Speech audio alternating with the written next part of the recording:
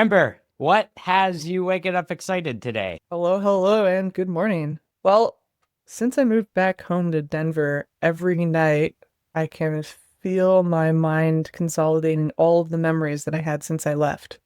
And it's been, I guess, 20 years or Whoa. more since I've left, maybe 25 years.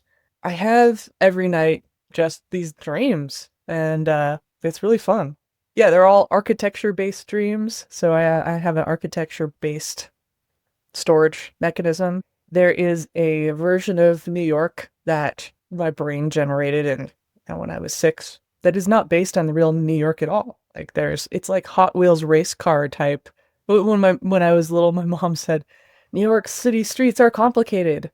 And so I had a dream that night that they were Hot Wheels and that we were in my mom's little Geo Metro, which is like a really tiny I car. love I And love geometric. it doesn't go above what, like 97 or something miles an hour, which you would top that out, in a commute on the highway very often in Denver because you have to drive quickly Yep. to zoom around. But because she couldn't get it to like 100 miles an hour, in the dream, we didn't get enough acceleration to get up that loop, and we ended up like getting to the top and then just falling down.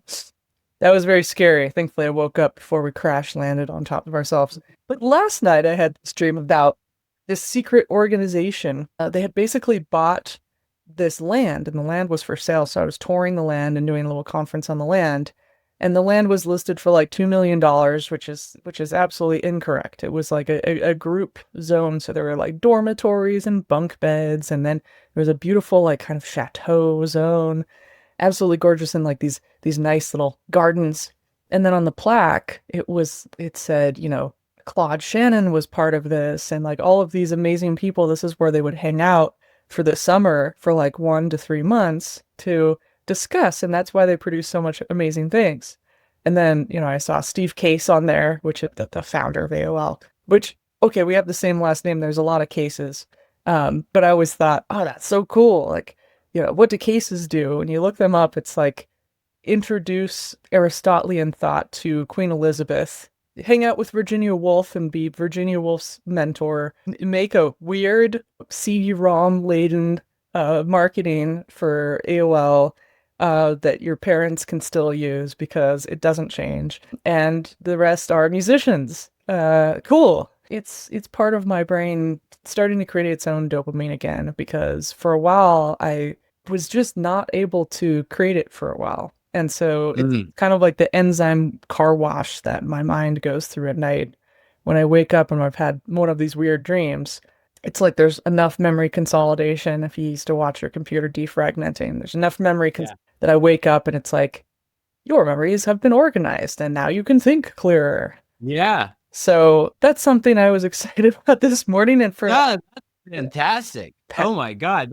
I think maybe like to start with, it's like the significance of place and returning to a familiar place, giving you a certain perspective that allows you to defrag your brain and to sort of like reflect even subconsciously on your journey over the last 20, 25 years.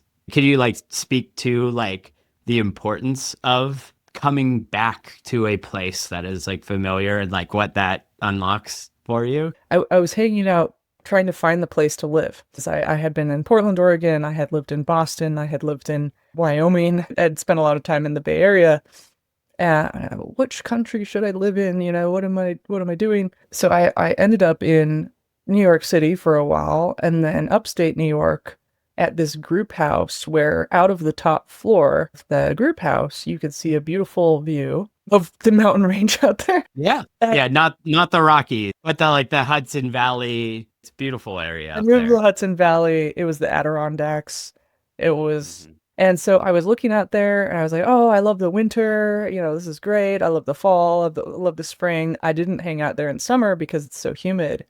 And I Mhm. was building a house in the backyard out of a pool house shed. It's like 10 by 12 feet because I wanted to do like a spaceship in the backyard that I was able to see like CO2 and VOCs and like do calibrations. I was testing all these little products And I wanted to go to architecture school. I said, for less than the price of architecture school, I can make something that's acclimatized to this environment. And so I did. And I realized that in the winter, it's nice and dry and easy. And in the summer, it was like wet bulb conditions a lot where your skin can't really respirate. It's like 80 to 90% humidity, 80 to 90 degrees. It was hot and humid. Oh, the place was small. And so I said, let's install a heat pump. So this guy comes over and installs a Mitsubishi heat pump, which is awesome. And I say, well, does it have dehumidification and does it have like air exchange? He's like, well, you don't have a basement on this property, so it's really hard to like set up this whole HVAC system. And I was like, this climate out here is impossible. And I was like, I'm from Denver. And he's like, I'm from Denver too. I was like, oh. And then I was like, this guy's great. And I started going back to Denver for a conference every year. And I realized, oh, I had just found this place in the Hudson Valley that for many seasons was basically Denver. It was dry and cold and bright, and there's some view of the mountains. But that what I really needed was to go back home, and it had evolved so much that it was funny. It was like, well, there's plenty of the same buildings, but it was also like, oh yeah, this is where I'm from. I have a very location-based memory too, so every single street corner, but I remember every single memory I've had on that street corner. So in Portland, Oregon, there were too many memories. They would like complicate my mind. Like I go on a walk and be like, like I can't think. Yeah. In Denver, all of the memories, it's such a stretchy, giant city. Like there's no place I can go where the memories accumulate so much that I can't have a new one. So it's very convenient. It's just a big, I used to call it LA with snow. And there's so many places I haven't gone because when I was a kid, we didn't go to that many places. So I can just go and explore, and it's like living in a new place again. Holy smokes. Well, there's a bunch of stuff there. You're talking about like memories like literally like overlapping with a specific latitude and longitude, and that could even feel like overwhelming, and that to just even sort of spread it out makes it feel like more. That's wow, that's really cool. But then there's like, because like Denver is a crazy, like Denver is on the up and up and has been for a really, really long time. And all the people that I know out that way are like, oh my God, yeah, like everything just like it is bananas. Everybody's moving out here. It has grown in size and population. There's just like a bunch of construction. There's a bunch of like whatever. Yeah. So you have this like kind of memory of your upbringing. Yeah. And then you have like this like what it's evolved into and a return to it. So in some cases it's like it's the same, but in other cases it's different. Yeah, and I used to get really mad at it. I was more mad when it happened in Portland because there's this book called, The Place You Love Is Gone, Progress Hits Home. And I thought about that, why I moved to Portland, Chuck Palahniuk and Fight Club, and it was one of the places that Robert Moses didn't get to build the highway system, and so I got to go to this place that, was more old school European city in a sense, but because there weren't Yeah. highways, you couldn't get these big box stores, so it was stuck in the 90s economically, and then it Yep. became the hipster place. And yeah, that was like, okay, great. But the cloud cover in Portland, Oregon, and the light rendition, the color rendition, and the idea that there were less requirements for trucks to come through the city and have pollution abatement meant that inversion layer in the city in the wintertime was like full of some of the most toxic air in the US. And Mm. that was bad. And once I learned about that, I was like, whereas Denver's like, yeah, you have a brown cloud, but you also have a lot of wind. And if I live out east, I need to live a little bit close to the airport. And I drive around. I'm not as mad about the new stuff that's come in. I'm actually accepting. I mean, yeah, there's this particularly bad condo development from, the 2000s, the 2010s that looks like a cruise ship landed on the land. It's like a condominium. It's like what is it? I called it a shipping container for the soul, where you don't get to experience the actual geography. You're just the same person, same Yeah. transplant that moved in from New York or wherever you moved in from. You're wearing the same clothes. You go and say you want to do the outdoors, and you're, wearing microplastics and running around. And and there's a lot of these like dining groups and clubs and things like that, but there is something to be said for spirituality and these and fraternities and groups and country clubs and all of these old school, masonry and, Elks Lodge. Goose Lodge. Yep. Yeah. Yep. Alcohol made Rotary Club, Kiwanis Club. Correct. Any of these Yep. things, or Chrysanthemum Club, Train Club, that Yes. I think I see a lot of people really searching for that. I lucked out in two ways when I moved to Denver because I said, okay, I know I'm going to get along with people here. I know that almost everyone I'm going to meet is a transplant, but I'll just hang out at some of my favorite old places. And surprise, surprise, at this intersection next to the school that I went to, there's a fantastic coffee shop. And there's a group table in the back where you can sit and you get to meet everybody. And so I went in there and I was like, okay, cool. So like the 5 types of people is almost everybody rock climbs. Check. That's good. I rock climb. Some people are photographers and filmmakers. Check. No problem. Some people make front end design. Some people do back end design. Check. Done that. Okay, great. So it's like, okay. But it was really hard to get in a room with all of them and the coordination across the city. So I was following this person, Jose Brianes, who is a dumb phone influencer. So he tries to get people off of, short form content and off their phones and off of screen time. And he has like a quiz, which dumb phone is good for you. He has all this really inspirational stuff. He's very kind. And I said, hey, on LinkedIn, I was like, hello, moved to Denver. He was like, great. So we met up and I said, can you bring all your cool minimal stuff? And he said, sure. So he brings all of it to a coffee shop and we hang out for about 3 hours. And of course we just hit it off. He's an amazing person, extremely kind, very community oriented. I try all his phones. And I feel like, okay, great. This is a good person. And he says, you might like this group called The Company. I was like, well, what's that? Well, it's a community where people get together and they do like things like PowerPoint karaoke or like tell stories. And like, I'm like, oh, cool. People speaking. This feels like an old school community that I was part of. Portland called Research Club, that or any of these other little groups that in the height of hipsterdom you would be doing this with people from all over the place, especially in Michigan for some reason. And I was like, okay, these people, it's probably got an amateur typographer and you probably got this an amazing couple probably runs it, because we had that with CubeSpace and in Portland. And just looking at all the different things they're doing, they have a newsletter called Paperwork. You have a literal punch card machine, like a literal machine that you clock in, that original machine that's been restored, where you have your punch clock and they visualize it. They do pre-nostalgia where they talk about, what happened this week as if it happened 20 years ago. They write a newsletter every week. They put pictures. There's a historian, and it's a community of maybe like 50 people. This is not scalable, which is the whole point. It's just everyone, and Wednesday work night, which I go to when I'm in town.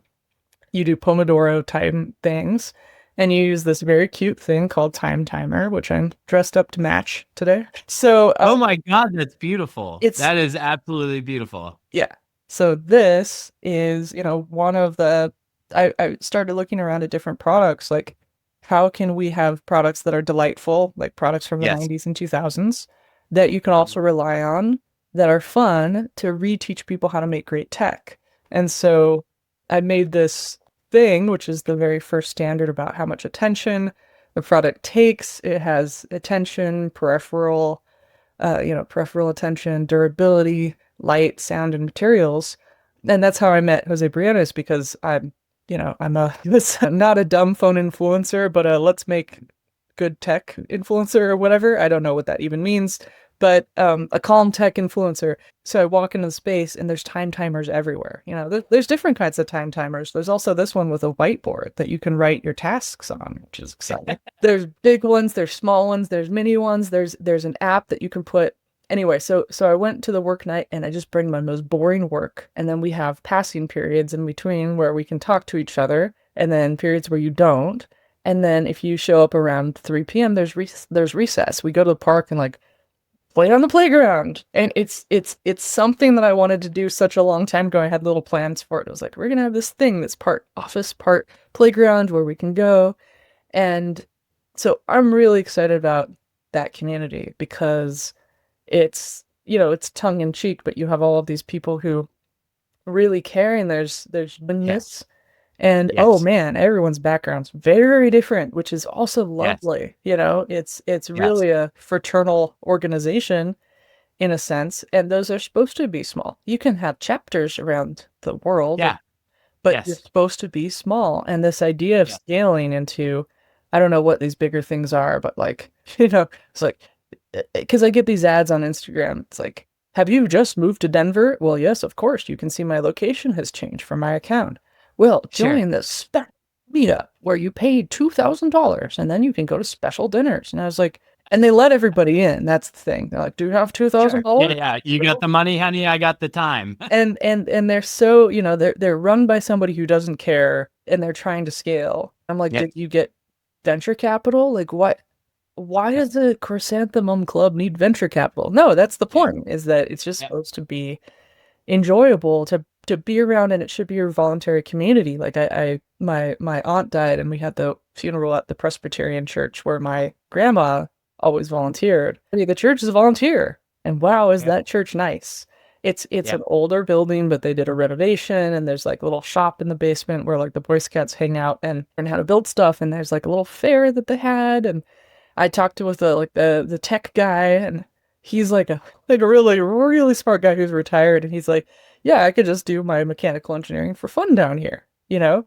And that sort of thing, I think it doesn't need to be religious, but it does need to have kindness. And I think in a lot of more traditional and past stuff that maybe people would thumb their nose up at, the whole point of them is that they're actually quite accepting, but you don't, a lot of people when they aren't part of that just take it from work. They say, "Oh, work doesn't care about you. You can fire it any time."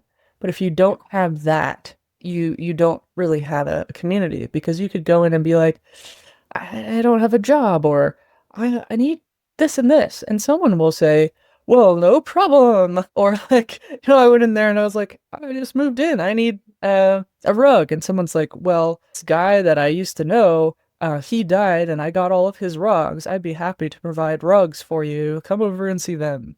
Or, this person's moving to Berlin and she put all of her stuff on the free table and I took almost all of it because it was plants.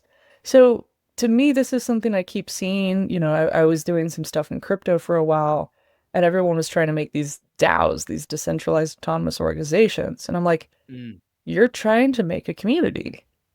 Yeah. You're trying to participate by representing, on a blockchain, which is a cool way of doing it. But the tokenomics mean that, the price is going to go into the cool, and when the Yeah. resources go away, people are going to fight.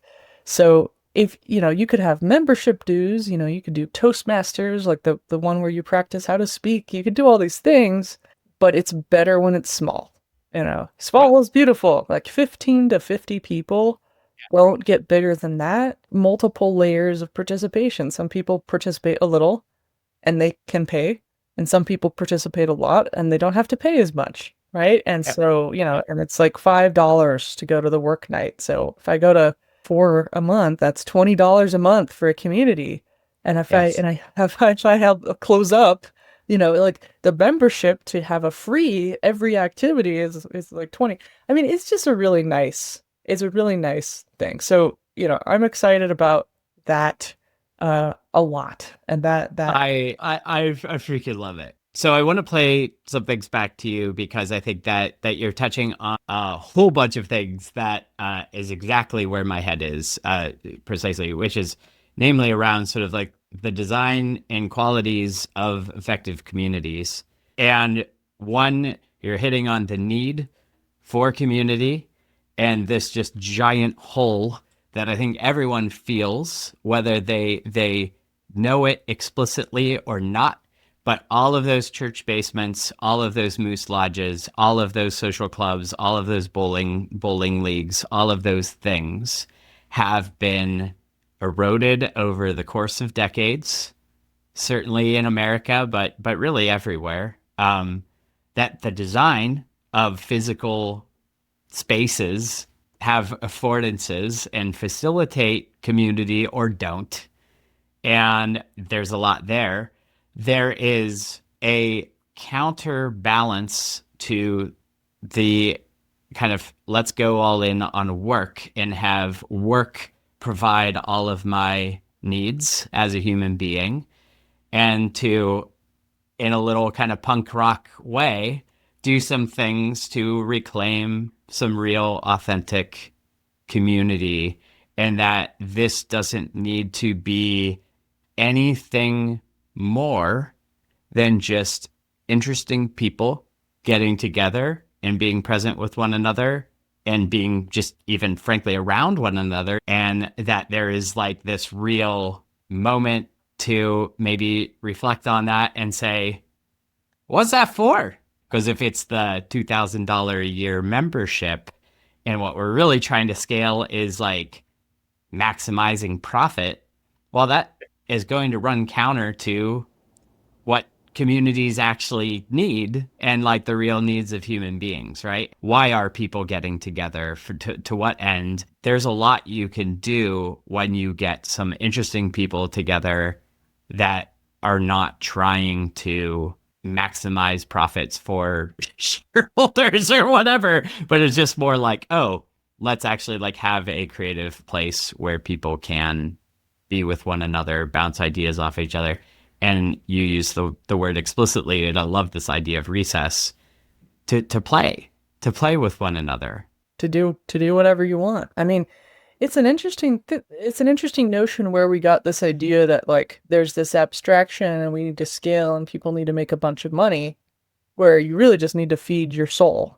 So I mean, take care of the old property that you have. And this is kind of that dream that I had last night. It's like, here's some land with some garden and these old bunk beds. And you know, I liked to study secret societies for a while, and some of my friends who were part of them was on the East Coast. So of course I knew people who went to Ivy Leagues. They were like, hey, just want to let you know, here's some photos. And I would be like, oh, it's just bunk beds, or it's just like really, really plain, you know, twin beds in old school looking thing.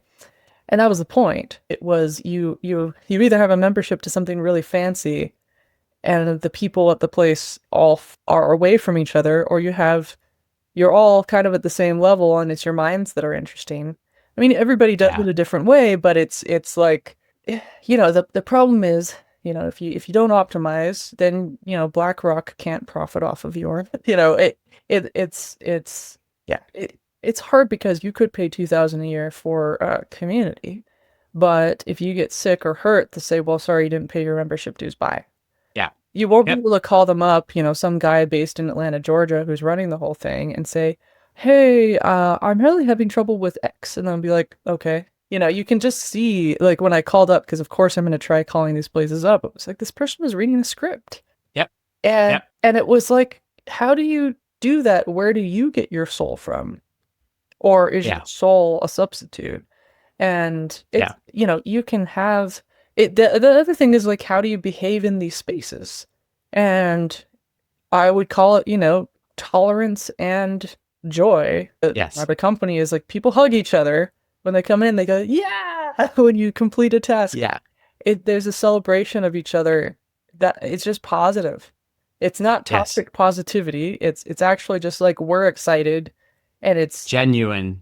Yeah, it's genuine. It's a really great way of doing this, I think. But I think that... And it's cheap. That doesn't cost anything. It does not cost anything. And that is like the bedrock of healthy community. Yeah. Is just that attitude. Yeah. We're not, you know, and if there's hard stuff, there's a room where you can talk about it, but it's not... You know, also they have a Discord, which is so much fun. In the Discord, there's like a channel called Making, and there's a channel for like requesting support, where you're just like, I'm feeling down because of X, and they're like, it's okay, blah, blah, blah. You know, it's very nice. But I was a part of a community like this in Portland called Cube Space, and it was, a rabbi and his wife, these wonderful people running an event space where you could have an event. And I got Yeah. really into, local Portland tech because of that. And that was above like a US bank. And it was a very plain looking space. It doesn't really matter, Yeah. But Yeah. that's Yeah. the thing. It's like, I do think that when you move to a place, you might get hit with a bunch of ads that say community. They know that you want community and you might pay for it. It's really hard to meet. And so, starting something makes sense, but then how do you keep it going? You have Yeah. some places where it's not set up properly and people fight, you know? And I'm really interested in, just studying the history of this. What organizations have been around 40 or 100 or 500 years and how they work? Because there's all Yeah. these people who are like, ooh, governance and da da da da. And I'm like, have you studied communities that have been around for a while and how they work and how, it's not just some book club with 5 people. And we created a model train set for the past 40 years. And we have an open house every year with popcorn. So it's often, it's a common goal or Yeah. I mean, so these are important because when somebody says we're going to make a new thing, and I'm like, is there really anything new? Can you study what came before? And I was told this when, there's an opportunity back in 2009 where there were a bunch of science fiction authors, and they said, you'd probably be a pretty good science fiction author. You can decide at this juncture, do you want to be a science fiction author or do you want to be a speaker? And I thought, oh boy, I don't come from a demographic that would allow me to spend the next 10 years without making any money to do the work it needs to be a science fiction author. I'll probably have to do speaking. That's a shame. The person that's giving me this advice will definitely be a Hugo Award winner, and they did become one several years later.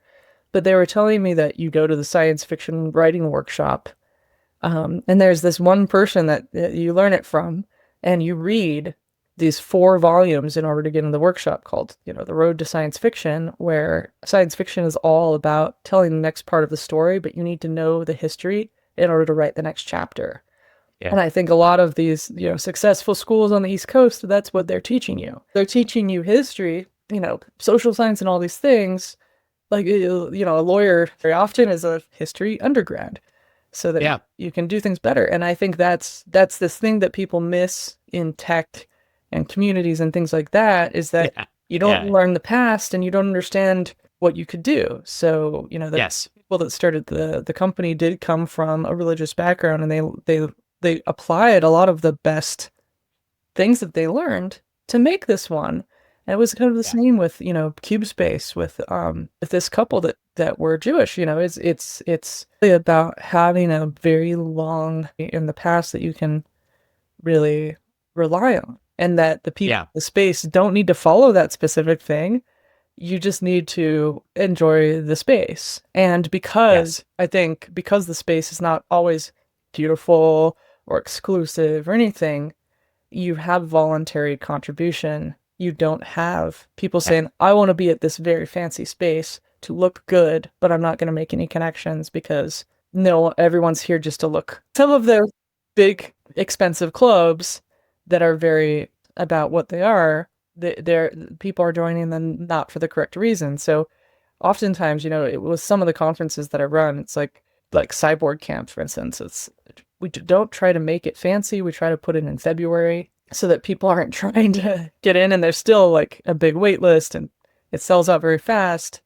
But they're never more than like 20 people. They used to be like 100, but we didn't want to make it super fancy because we wanted to have the right people show Yeah. up. And I think that's Yeah. the hard part is some people can't look through that, and that's a hard thing. I don't want to have people pay a lot to be a part of a thing. Man, there's so much here. You've said it a number of times where there's like the nothing fancy being a feature, not a bug, right? That there's like something like charming and organic and real about it. And that's actually like the design of the simplicity is kind of like helps underscore the authenticity and the genuine nature of why are we getting together? Like, it doesn't need to be total, like, here's your warm water and plain bread and we're going to sit on a plank floor. It's like not necessarily like monastic in nature, but it is like, it is the,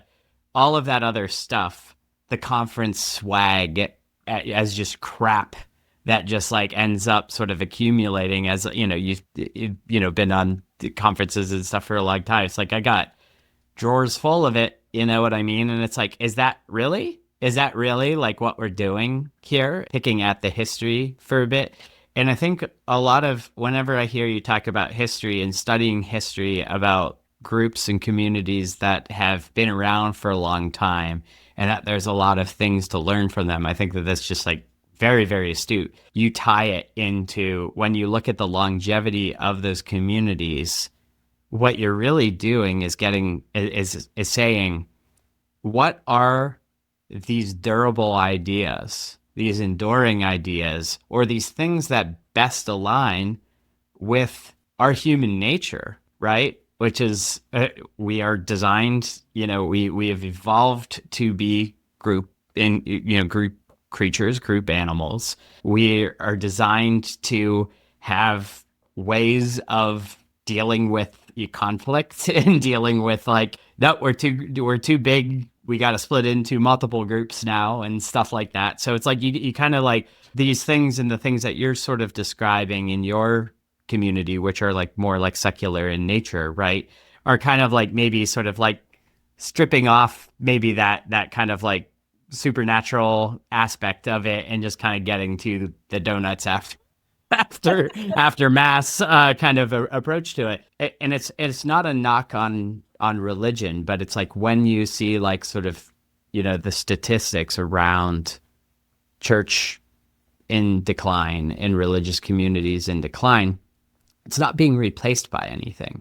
And I think that that's like a little bit of like what you're sort of picking at here, and something that I'm sort of seeing myself as well. We need that community. But at the same time, I think that a lot of people, I've been sort of asking this quite a bit, which is just like, what is preventing a lot of people from getting in that door, right? Like you moved to a new place, you kind of are like, you were like sort of seeking it, right? And you also had some past experiences and good experiences in some other communities. So you kind of like had like a hunch of like, I gotta do that, and you're willing to kind of like do that stuff, right? The regular person who's living in that cruise ship community in Denver, or just like anybody that is like might not have that same awareness that they need that community, or like, do you have any thoughts on like, yeah, like what's preventing or blocking people from seeking these things out? To be honest, let's segment,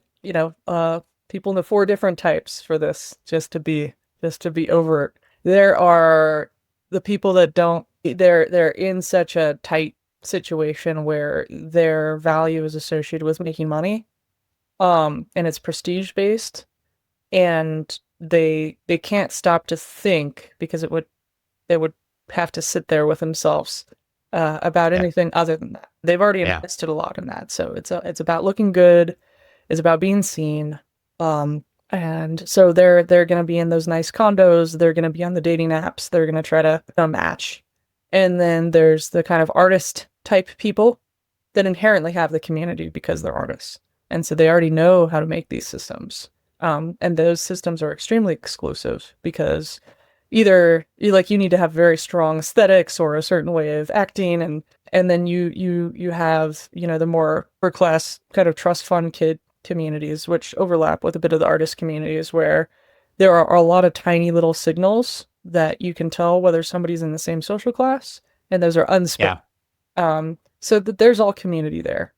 Then you have people who work a lot, but they want something more, and they're alone, and they're, watching some show. They don't quite know what to do, but they keep getting hit with these ads, and then they're like, no, that's not it. But they want a genuine love, right? So there's some people, you think of like a queen bee and a bunch of little soldier bees, or, ants. It's like, that's how a lot of people see someone. Like if their family owns a a huge apartment complex. The people in that apartment complex are spreadsheet creatures, right? Like Yeah. they're a spreadsheet. Yeah. And then there's a bunch of people who want to have community, and there's different levels of that community. So it's, you have a professional community of nomads and not nomads, and I'm seeing a lot of these pop up all over the world, and I like to visit them. So either they're in some chateau that's falling apart or being restored, or in Vienna or France, or in some old office space that's going to be torn down at some point and sold, that sort of thing. And it's really special. And Yeah. it's just, you have to have a space. You have to have your third space, because you do see people working at fancy coffee shops, and you're like, there could actually be a group where you could work together. But if it's too nice, people won't talk to each other. There's something about, and Pixar talked about this, early on when they had their old office. I used to work out of the old Pixar office when it became a different company. You could just see the chicken scratch all over the place. And like, I'd look at my desk and I'd be like, oh yeah, check out that drawing from, and I looked at the little town in Point Richmond, California. Like, this is the Pixar town. And they went from being able to not make everything and work with constraints, be able to make anything. And then there was a lot of tours that came through and everything looked really good. And they had to have like a secret room in the back where it was disheveled. That dishevelment, it's not like a total disaster pit. It's about being able to be human. So that the space has to be designed by the members, and it can't be done by somebody else, Yeah. And that's what I also like about like Toastmasters, like random spots. And of course they have donuts after them at some of them. The really successful one, I heard, the one at 7 a.m., they have snacks, at Cherry Creek. So exclusive community. But you're sitting there and you're like, cool, I want to see how politicians think. What's their behind the scenes room? Because I have some friends who are beatboxers and things like that. And they will always book some place with 20 people to rehearse all their stuff. And so for me, these communities are rehearsals. You don't have to be perfect. No one's going to judge you for being perfect. There's a lot of talk that unfinished. And then by the time you've rehearsed with that, you can go out and you're quite good, but no one sees that behind the scenes. But a lot of people don't want to see the behind the scenes. And so there's a lot of ways of going about it, but you can't say like, hi, I want to make a community. It takes a couple more people. It's quite, and I've done this before, and I'm okay at it, I suppose, usually when I try to run something, everybody starts a company together, but it's really, it's a thing that's overlooked because, we cannot roll our eyes at the past. We're only, could this not be, I think this is like the most temporary generation right now, and we don't need to be temporary. And so the durability that you talked about, it's like an airplane wing that by default balances itself. The equations behind the scene are partial differential equations. They're very, very complex. But you can learn how to make a system that has enough buffer and enough resiliency that it survives just. Whereas some people will make something that everything has to be perfect. And if one thing goes away, it's bad. It's like, no.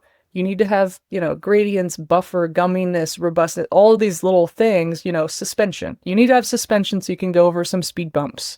Now, you can't go off a cliff, although I've been studying cars and some of them you can. Very expensive.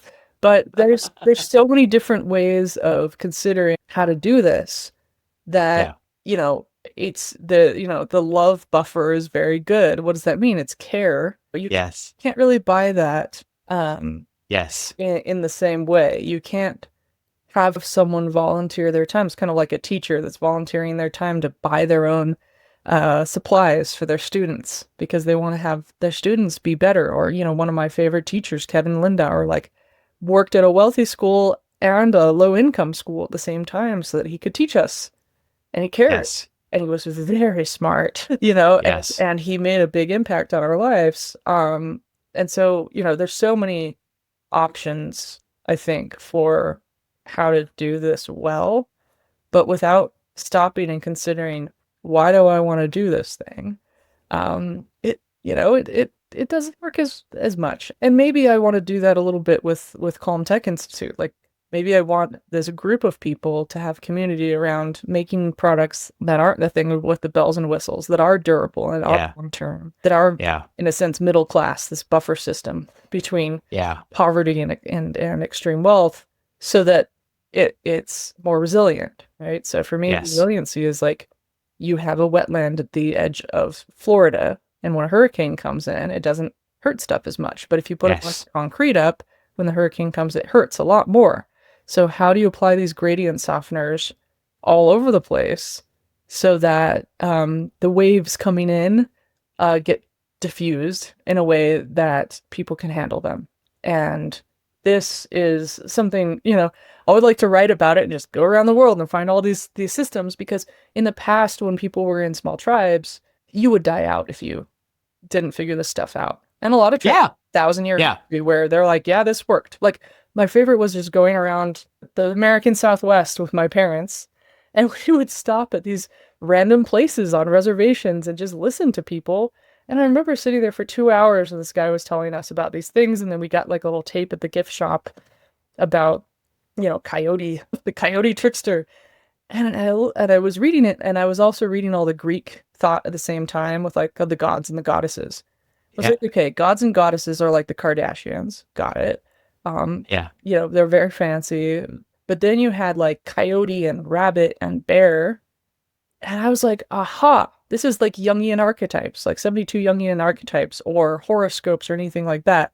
It's, when you get born, you figure out as you grow up, what type of character are you? You've got 1,000 years of history of understanding how that character works with the system, and you understand all the stopgaps and safeties so that all of the characters can work in harmony or disharmony, and that coyotes always mess with things. So, and bear is going to be like this, and that it is pretty much the same types of things over time. And if you start to call a kid that, they're going to be a little bit more like that in the future. But you end up having a history of like, remember when bear did this? Oh, haha, it's interesting. And then it's, very climate based too. Like, what are people doing carving totem poles up in the Pacific Northwest? And what's that like? Because, I went on a business trip with my dad, and whoa, that was, that was extremely influential on me. I was always really interested in, what original people have done, or, the people with 1,000 or 2,000 year history. That doesn't need to be written down. You don't need to read a research paper to understand the pH of the soil or have a special pH meter.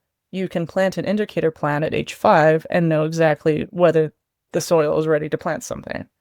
It's a very efficient compression. It's extremely helpful. And, even in the dark ages when things went more verbal because, written thought might have been erased, the tradition, when you pass it down in stories and all these things, is interesting. And I was talking with one group, and they said, the reason how we get kids to pay attention, they don't want to listen to the story from the elders, but there's a river, so have the kids swim across the river and back. And they're so exhausted when they come back that they're sitting down and they're ready to listen. And, we don't necessarily do that. We have to have recess. We have to have these things. And it's not about learning how to use, Google Docs. It's about understanding what we're using it for. And so you do get a bunch of people that are, basically workers that are learning how to use not even really a tool, like a printing press or something. So they don't get the history of it. Like when we say, you got to learn digital tools. Like, do you know that Adobe Photoshop came from John Warnock and Charles Jeske, and that, one of their dads was a print shop guy? And that's why it's called Photoshop. It's a print shop. That's where all your little tools come from. But if you learn that from scratch, you'll understand why you have specific typographic sizes and why you have this. And you're very, very particular when you put things together because you have to hand set them. And if you take that to digital and you take those principles over, you're going to have a really good experience online. And you're going to have So I think a lot of these issues is that we have this discontinuity from digital to analog, and digital is inherently compressive. But if you just think of it as a spectrum, and everybody learns analog 3D before they go to 2D, because 3D is 2D. It's just a space of 3D. And, some Yeah. Bauhaus lessons, where this one teacher would come in and say, light is. That's it. The students had to consider. I mean, he didn't say anything for the rest of the class, where you're stuck, and you have to consider the things that are formerly invisible. A lot of that stuff that we take for granted, like light switches and rugs and all of that, the brilliance behind that to make something durable, to weave a story into a Persian rug, for instance, or to make electricity in a way that anybody can touch the light switch and not die, but you Yeah. need to have a regulation to be able to pick it apart, is really special. And these things are Yeah. stable and meaningful and very impressive. And a lot of these other things that, not only do you have to be an expert or go to boot camp to understand a piece of code and a modern browser, that you need to have done that recently in the past 2 years, and that knowledge can go away really fast if you don't practice it. Yeah. And that Yeah. No, shouldn't be like that. That's I think you're hitting on something that's like really important is that and this has been kind of my experience as well as someone who's been kind of like increasingly teaching about sort of things like technology and stuff where it's like starting to spell out that history and help connect the dots and stuff between a lot of these different worlds and concepts and yeah that transition over from the analog world. It seems to be that the present moment is over dialing on tools, how to, this kind of convenience, this temporary nature of things that it's like, it's all fleeting. It's just, the algorithmic feed or like the whatever. And it's just like that. Our world increasingly just kind of feels very unmoored from anything that is like, again, that durability or that whatever. And that no wonder people feel adrift. A lot of people seem to be like running through the motions and like even like the processes for making software, for instance, it's like we're chopped up into these like tiny little boxes and move things from the to-do column over into like the done column. But again, it's like what's missing is the what the hell is it all for?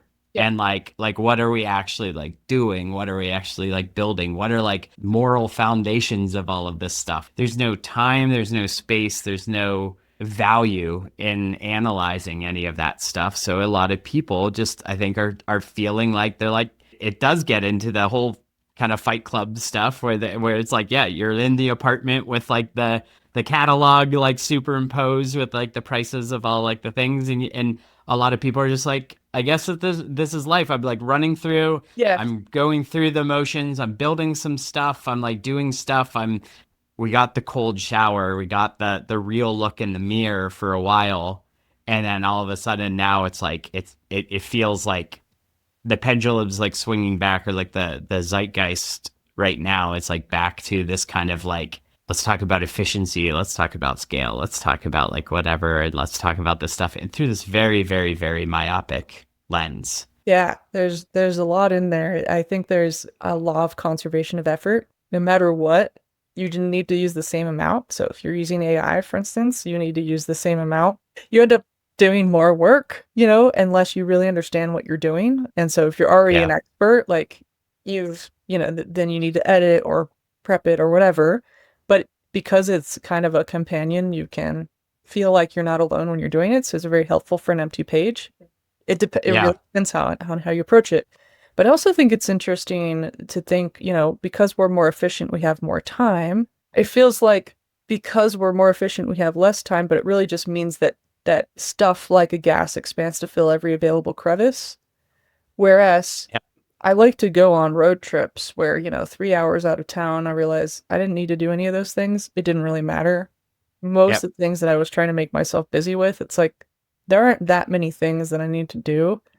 And, and for me, I miss, working at a burrito shop because immediately I got to see the feedback. Did I make a burrito well or not? It's very clearly defined. I was doing a lot of repetitive tasks, but then I had time to think. Yeah. And after work, I would always go to, Barnes and Noble and I would go and read books. And, it was cheap enough that I had enough time and it was a good life, and in some countries you get enough as a food service person and you get really good at it.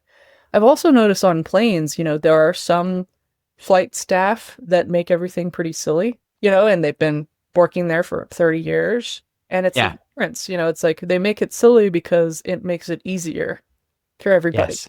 And so not only that, but we're like losing all of this color and texture. Our cars are getting boring.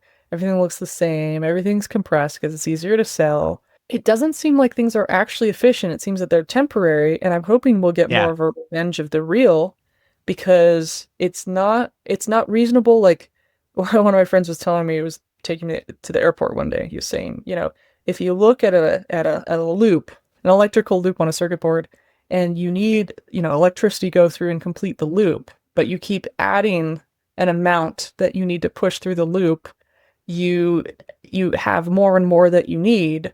Eventually you need more and more energy to complete that loop, each revolution that you go through. So I was thinking like, oh no, if you're working within limited constraints, people are way more clever. Well, how we got a lot of interesting video games in the 80s. But if we have too much, we never finish the game. It's the same with Pixar. We can do anything. So these constraint-based systems are, we have all this choice, we have all this stuff, but are people really happy? People were apparently very happy making bread and gardening during the pandemic because it was non-abstract. And so I think that abstraction is hard. So what I've been doing, I'm on the science advisory board at Remarkable, which is a company in Norway. Oh, beautiful. Yeah. It's great. There's 3 neuroscientists on the board and me. And one of the neuroscientists has shown that handwriting, whether on tablet or on paper, allows you to take 5 times less notes, but you remember them, than a computer. Yep. And what it means is that the shape that you're drawing triggers your mind better than every key on the keyboard, which looks the same and feels the same to your fingertips, because what you touch, of course, I've got this little thing of wax here. What you touch is affecting how you think. And so your cognition is very tactile. And so your cognition being tactile means if you're a woodworker or an upholsterer or a jewelry maker, or ceramics, or riding a bike, is going to be very interesting. Whereas if you're on a computer, you need to take breaks to have that tactility, which is why so many people are like, I want to retire to a farm. Because they want the real. And in a sense, having something outside yourself that isn't, Facebook Reels waking you up in the morning with all the stuff. There's a cow that will explode if you don't milk it. Doesn't get any more real than bursting udders. You want to see your animals in pain? Of course not. That vet bill is very expensive because you just started a farm. Oh, you want to do an alpaca farm? Good luck. They can die for no good reason. Maybe you should intern on an alpaca farm for 4 years before you decide to take that on. It's like $25K to get a female alpaca. Do you know anything about animal husbandry? No. Everyone's like, oh, I want to do a farm. I'm like, well, you're going to do chickens? Rich chickens or ducks? When are you going to collect those? What about issues with that? Well, automate it. What does that mean? What sensors are you going to have? You need to actually interact with these creatures. And some people do a really good job, but many of my family members either live alone or live a very small life on some land that they got in the 60s or 70s when it was nothing. They'll have like 25 or 50 acres and they'll have a herd of cattle.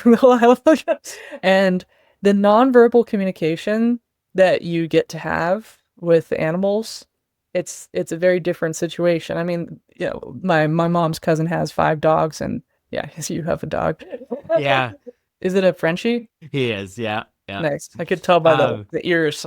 Big old bunny rabbit ears, yeah. It's the cartoon designer dog. It's the studio dog. You want to have this cute shape hanging out with you, And the work that it provides is being adorable and very strange. But this guy will play the fiddle in the morning, and there'll be a dog that really likes to hang out with that, and everything has a different character. And the goats, oh my gosh, one of them's like, yay, there's people. Yeah. Another one's like, you've separated me from my kid so I can get milk.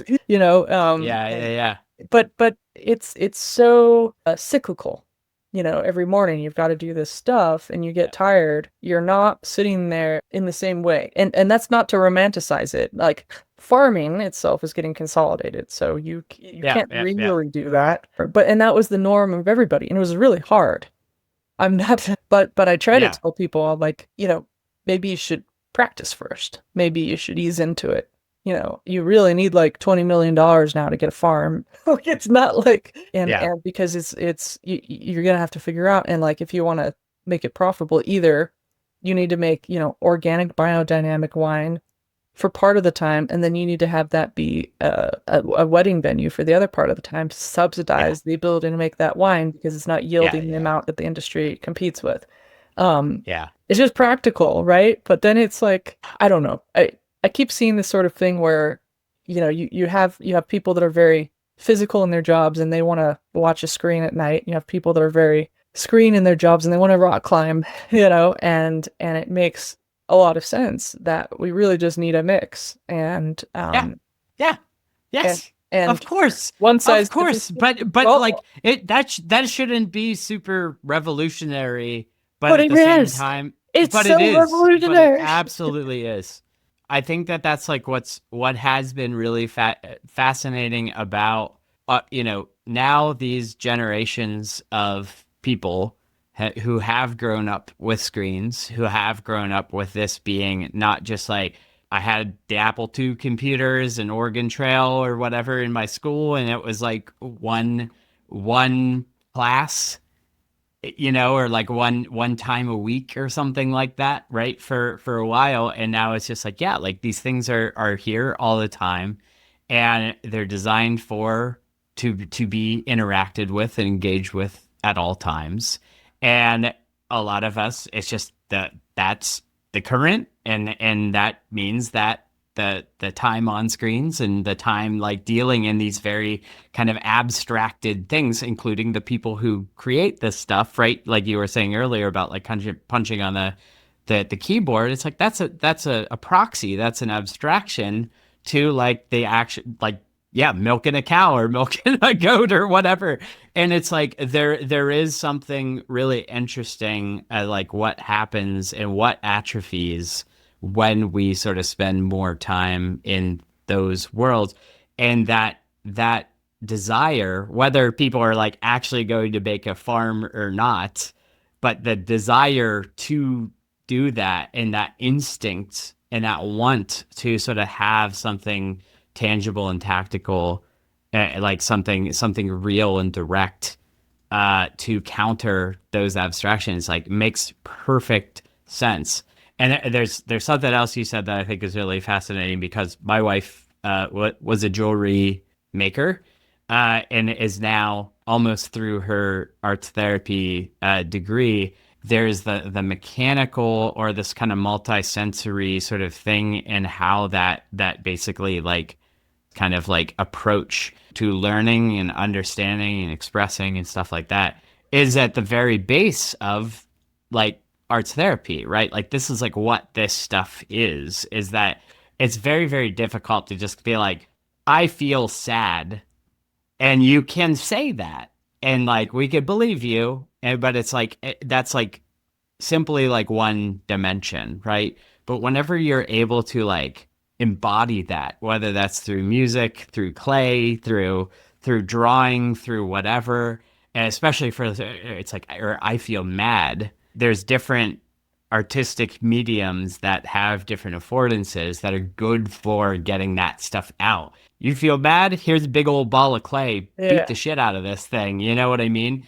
But again, and through that, all of the sort of brain work and stuff is happening that is like helping people process and kind of come to terms with it and ultimately like work through stuff. Did you say the revenge of the real? Like that's freaking beautiful. Like did that come from somewhere, or did you just say that? That's like a thing that I came up with. I mean, there is a book called that, but it doesn't have anything to do with this. It was just trying I to mean that like or this sums up our whole conversation. yeah, It's like yeah, it's like this yeah, is the title of the movie. yeah, yeah. It's a whole situation. And then of course I put it on LinkedIn and there was some like trend reporter. So they made a big important report called The Renaissance of the Real. And I was like, it's Yeah, not a renaissance. it's not the revenge. It's a Yeah, revenge. yeah. But thank you for not directly using that and not quoting me, I suppose. Who owns anything anyway? It doesn't matter. But the most Right. important thing Right. is just to think like, it's interesting because some people are like, well, that's soft, so we need to have Chromebooks in kindergarten. Um, and we're going to replace the art. And if you look at how the mind, the brain is actually stimulated by hands, you need to have a multisensory education, or you can go to one sense. And I argue that a computer is only one sense, it's your eyes. And you play Yeah. music Yeah. to tolerate that visual tiny box that you're in, and it feels Yeah. bad. But Yeah. when you're doing something with clay or art or whatever, it doesn't matter about the output. Process is using your hands, and there Yeah. are Yeah. way more senses in your hands. That Yes. resolution is much higher. I think of humans as having bad eyes, bad ears, and bad noses, and extremely sensitive hands because we're makers. We're the most Yeah. makery of most species. That's who we are in our souls, and we love inventing weird stuff, and we love making art, decoration, baskets, whatever. People talk about underwater basket weaving as like a thing, and it's like that's actually pretty complicated. Yeah. It's Yeah. fun of it. Yeah. It's not law. But law also is extremely inventive because you're having a simulation environment in your head in which you can understand what to put on paper, and you're playing chess, and understanding all the different implications. So we've got that huge simulation environment in our minds that you're training as your own LLM to understand all these different turbulent scenarios and making resiliency and thinking ahead of the fact. You're doing upholstery that says, how can someone sit on this 50,000 times and it becomes better with time? You're talking about farming. You're like, okay, I'm thinking at least 3 years at a time to the field yield and the phosphates in the soil, and like, we're going to plant this to da da da. It's all about long-term thinking. Whereas oddly, with publicly traded companies, you need to think quarterly. Can you imagine Yeah. planting a tree in the ground and next quarter saying, you haven't done anything, I'm going to cut you? Yep. It Yep. takes at least 3 years for it to even show up. And then how many years Yep. does it take to build a house out of it? So I really Yep. like old school family run, privately held companies that provide a middle class. And that's like a plumber, an electrician. There's a middle class in Germany that produces very meaningful objects where you pass that down for generation. So for me, this is very important to remember because this is the way to make that electrical that circuit go around, and have enough energy to go to the next revolution. But this is the issue, is like this temporary society is very confusing. There's also like fast fashion and all this stuff that's Yep.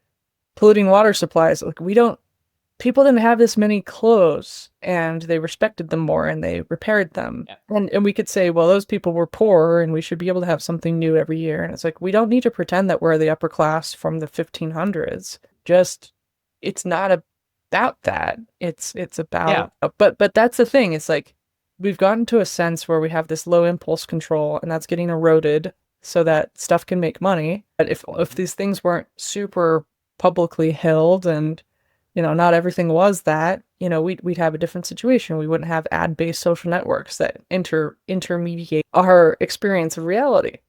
Yes. When this Yep. podcast is published, it's going to be on a platform where you're encouraged to watch the next thing or listen to the next thing right after.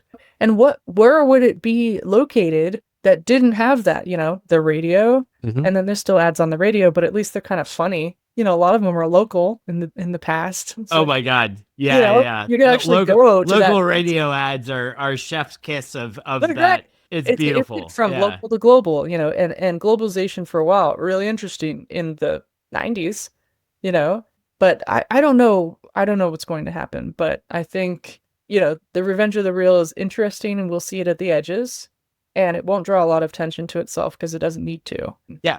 And Yeah. That's antithetical. yeah. In a lot of ways, it's that's kind of by design.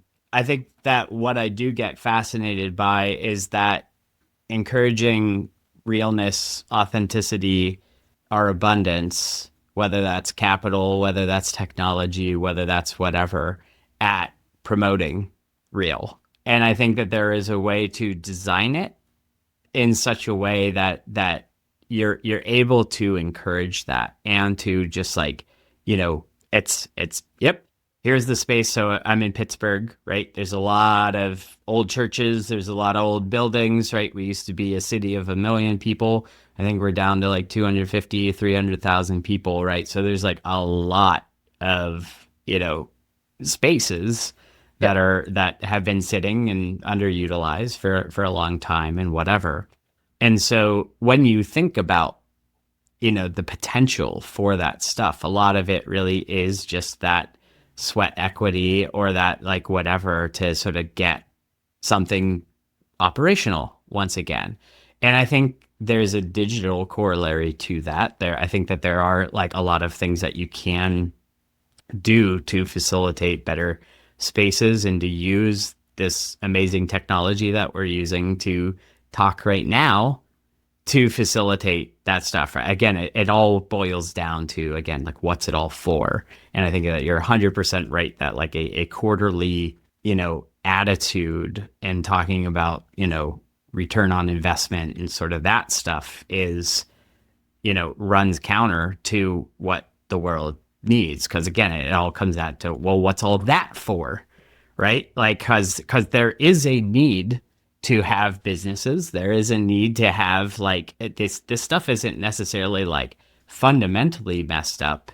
It's just that like we've lost the plot and kind of like what we're actually like building towards, because at some point we hit this idea of enough, right? And a lot of us have gotten to that point of enough, and a lot of like companies can get to that point of enough. And it's just like, well, how do you create just a sustainable thing that when you need a new pair of pants, here's the place that makes the good pants that's gonna like do that. And those people need to be able to make those pants, but it's not to get them out of the game of, if you liked one pair of our pants, you're going to love 35 pairs of our pants. It's like we have to get out of that. Real stuff though, it's going to be really expensive. That's Yeah, that's right. that's the horror, is that I wrote this article for a design magazine called The $500,000 Leather Jacket, and it was how much it actually costs to produce a single jacket in terms of environmental degradation for the dyeing process and the river and the Yeah. carcinogens and the cancer. Yeah. Anyway, it was The externalities, all yeah. of those externalities, right? If you look at donut economics, it's like, what if you had very few clothes, but you repaired them? What would that do for the economy? Well, it would mean that you would have a local economy that would be, here's the girl that repairs your pants. Trousers for those of you abroad. Sorry. Trousers. Can't say pants. Slacks. Yeah, slacks, trousers, not long Dungarees. johns, not underwear. But yeah, and you would have it be made out of real materials. You would use it for 20 years, and it would be quality. But that's the thing, is like it would be about more local stuff. You'd have your trusted person for 40 years. Kind of like I used to go to this place in Denver called Sakura Square. I still go, but as a kid, that's where we would get like our rice cooker and our rice and like all of our Japanese stuff, because my parents' friends were from Japan, so we needed to have a Japanese supplier direct from Japan, and the place has been around for 40 years. And when it was new, they had a dentist upstairs, this Japanese dentist, and I went there the whole time until he retired. And to rely on that is really important. To I was at my friend's house. We were writing a book together in Germany, and his 8-year-old kid could just run around the neighborhood because everybody knew the kid. All the stores had been there forever, mom and pop shops, but also the rent for those stores was quite low, and everything was quite walking distance. So you didn't have to worry about renting your $5,000 a month space in a new condo development that's going to last for a short period of time, because the only things you can put there are a laser esthetician lounge. Your nootropics you can put in a high-end coffee, or definitely a bubble tea, because that has a really good return on investment. And you might be able to temporarily put a dog wash or a veterinarian. But that's not what people need. They need a bodega. They need your leather repair shop. So I used to live outside of Troy, New York, and so if I needed stuff repaired, I would take it to this guy who'd been there for like 80 years. And it was great. And you're gonna have the best conversation with them, and there's just like a wealth of knowledge in intellect and craftsmanship and mastery to all of this, where it's like not everything is like, it's like they're doing a service, but you could just like tell that they're like this just treasure trove of like depth and in their craft and beyond. But the default was to be a treasure trove. We didn't consider it treasure trove. That was just the norm. You Yeah, learn from sure. your parents, you know. Yeah. And when we say, you know, this entry level position requires 10 years of experience, well, when you're 5 years old helping out your parents, you know, it doesn't mean that that was great. You know, a lot of people are like, I don't want to Yeah, do yeah, that. yeah. I want to be a DJ. Yeah. And Yeah, yeah, yeah. you know, but you still see multi-generational in Japan for sure. So again, it's really important not to glorify these things, but Yes. there's Yeah. the idea that you could do something for the rest of your life. I know that, you know, Andrew McLuhan, Marshall McLuhan's grandson, is an upholsterer. I got to go visit his place in Ottawa, you know, and it was really interesting seeing that, you know, it's, you can be good at a thing and you can be good at it for life. I think that with code and design, you can't be good at it for life, but I'm really interested in what are the principles that are the same throughout history, right? Like this Yeah. time timer, like this is gonna work no matter what. Like this is great. Yeah. Or, you know, and to try and see that over time, I think is very important to say, what are the universals of tech and design that don't change no matter what? So that any generation, any teacher, any professor, you can learn those and then you can apply them to whatever. And I think, you know, the people that started Figma in the golden days of Figma, you know, and a couple of these other people at, I think it was RISD or Brown, there's a professor of graphic design history. Everybody who goes through that class gets to learn all of the eras of history. And then they can choose what they want to invoke when they design their designs. Yep. And so Yep. that's the whole point. That's a good, that's a good, yeah. right? And so if we can learn that in all these shapes, that would be great. You're onto something there because it's like this world is quite new, right? The digital realm, and yet it seems like it's so incestuous and like inward looking, where it's just like, you know, we work for whatever, or we're the Instagram for whatever, we're the Pinterest for this thing or whatever, and it's just like there's this like total like lack of imagination, where it's just all like all people are doing and like looking at the adjacent company or service or digital thing that's whatever. But like what's needed is, again, that history and that ability to sort of like look across arts, architecture, theater, you know, like, and you name it, any creative endeavor, right? Anybody doing things, bunch of people getting together as a group to make something new. So I have an idea. You're the first person, I think, that it, like kind of publicly like kind of pitching it to. I want to do a conference that is about creative collaboration, where it's just like, okay, the first act is improv comedy group, and they're going to do a little thing.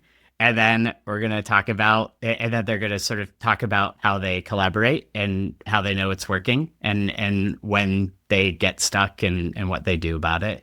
And then the next one is, say, an architecture firm.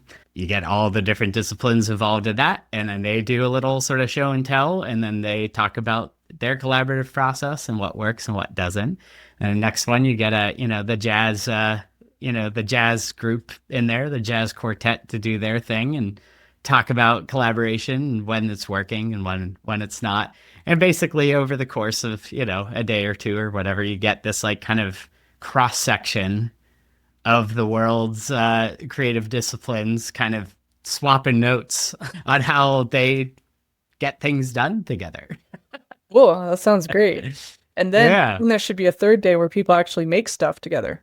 There it is. And then and it's like, all right, you have to finish it by the end of the day, and then you have to show it. A lot of these creative communities that I've been hanging out with, it's like, we're putting on a talent show or a pageant, or we're all doing Monty Python together.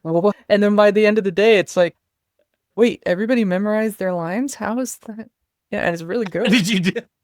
But and in a sense it's kind of like what you would see it, in school if you were the popular kids or you were the nerd kids, right? Like we're doing theater. It goes from being an individual to being a collective, and that Yes. transition's really nice because yeah, this super individualism stuff to me is like really quite annoying.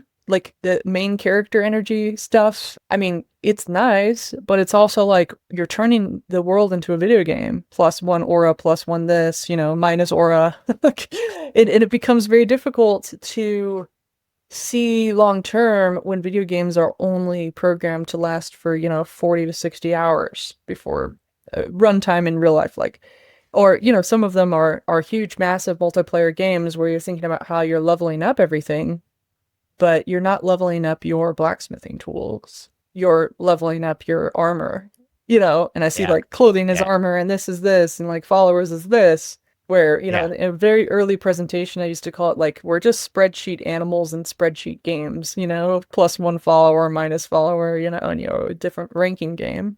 It But gets into that like that performative stuff versus like the yeah, actual which gets in the way of the real kind of connection, which is yeah, what we're really hungry for.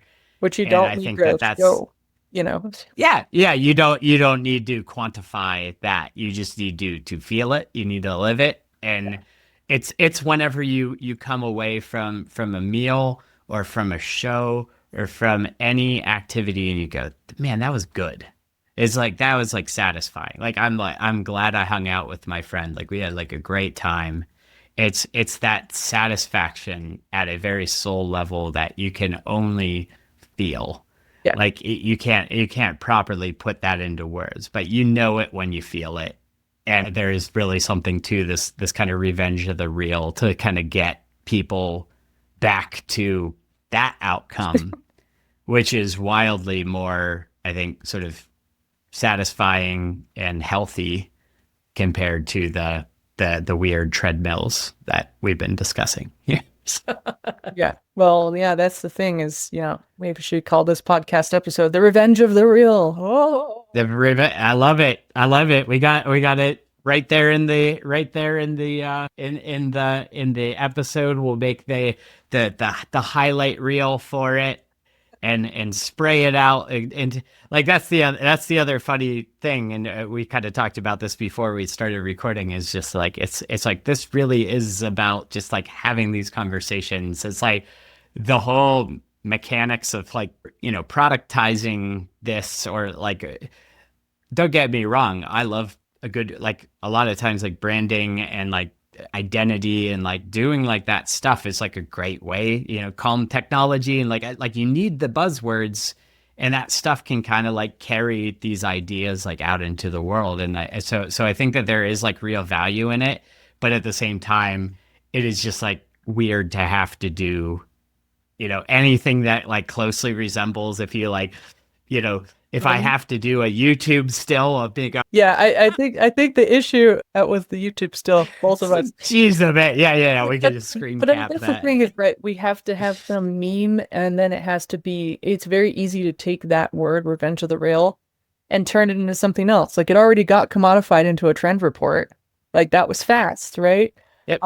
Or like calm tech is like the misunderstandings of it, are really annoying. It's you're having a nice I've time and use it.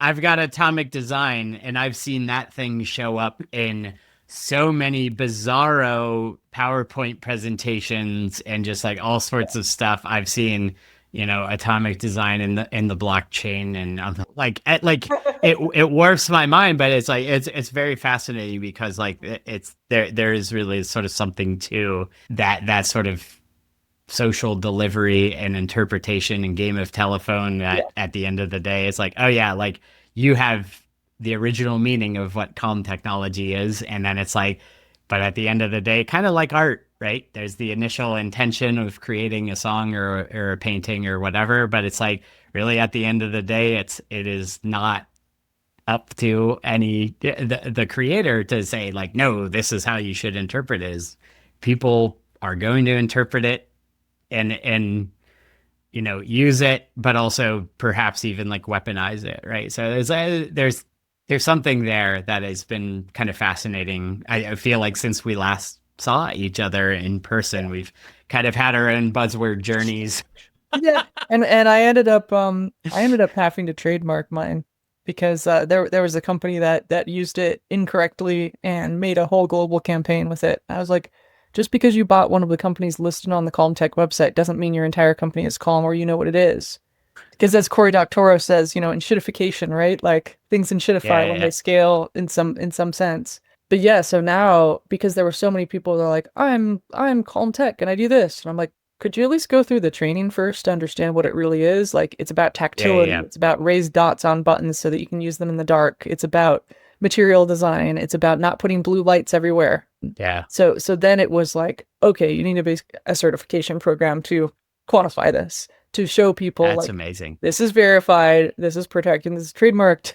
And some people are like, I hate that word. It's not calm.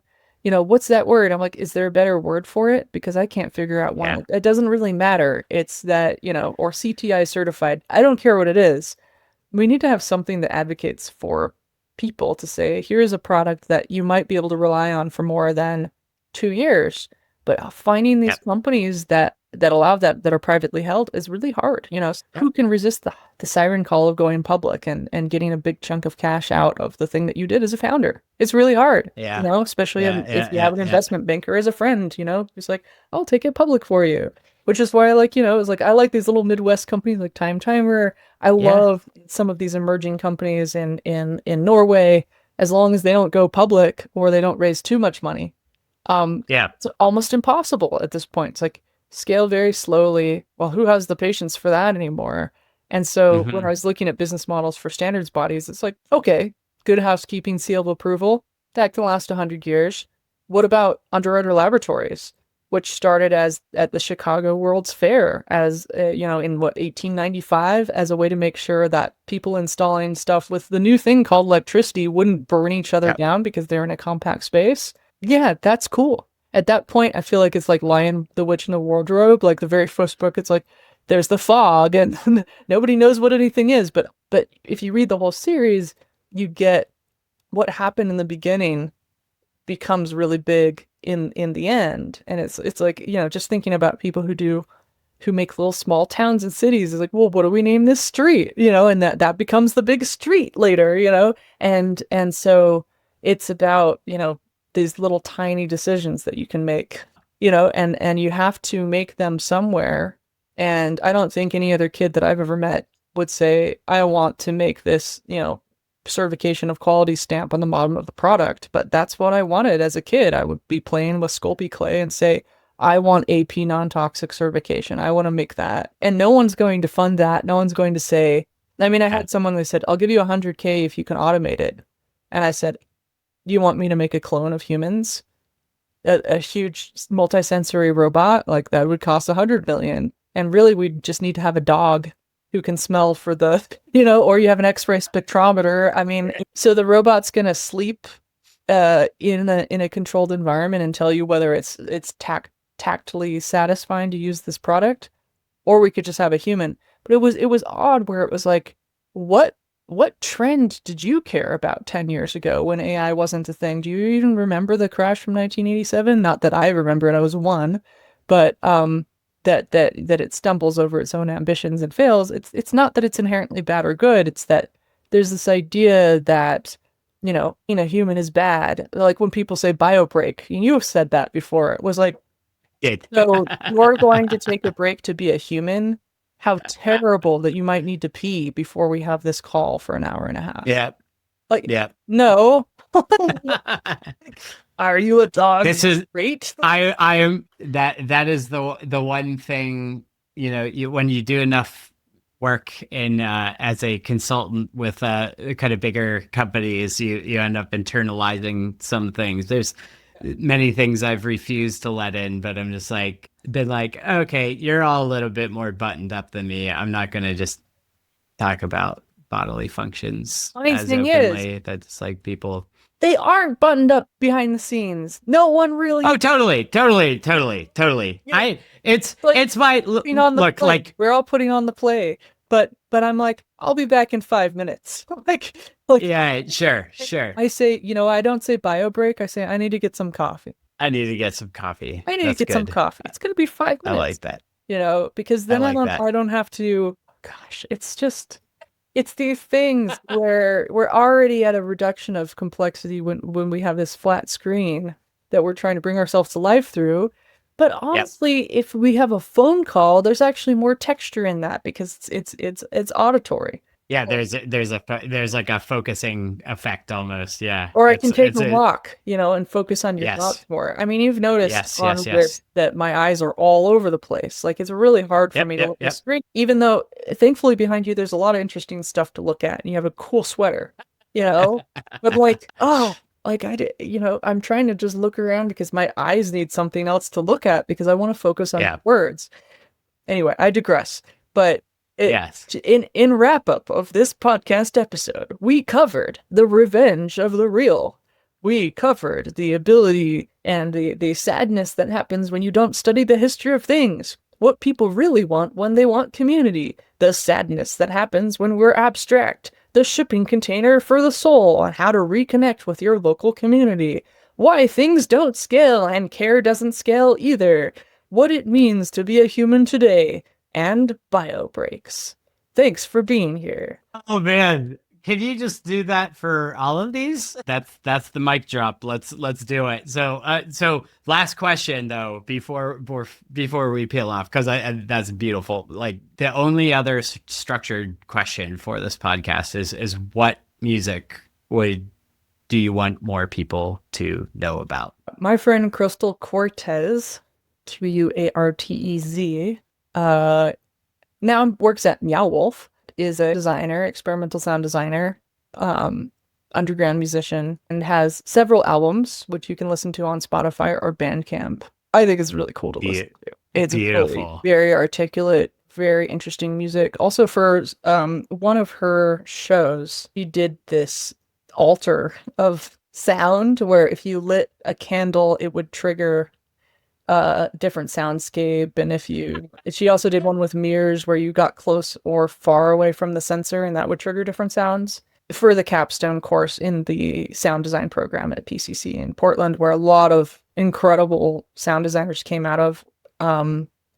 You would go and make your own circuit board, a little purple PCB company, and you learn how to make circuits. I mean, I was just looking at the curriculum, like 2 degrees worth of. So yeah, wow. Board design, and then you could make your own, sonic interactions. And she also did a lot of work with the 60 channel surround sound array, so 60 with max MSP. So you could have this residency program where people would come in and bring their own soundscapes. So we'll record completely different things, and you could experience that with the 60 channels and feel like you were there. So Crystal Cortez, amazing human being. Really one to watch. I love it. That is phenomenal. Yeah, there's a lot to pick at there, and I'm going to do some research. But yeah, I have her Bandcamp pulled up now, and but feels like I need to. Hopefully, there's some other good some videos to watch or some other things there too. So that's awesome. Yeah. I filmed some of those, which were fun. Amazing. Well, thank you so much for this. Has been fantastic. Like it's been a long time since we've seen each other in person. We've kind of hung out ambiently on social media kind of over the last decade or so. And so it's been really cool to just kind of see what your journey's been and hear about where your mind's at, and amazing. So keep up the weird dreams. Yeah, don't get demoralized just because the state of things is more compressionist and less of a car color situation than we would. Yeah, take revenge. Yeah. All right, see ya.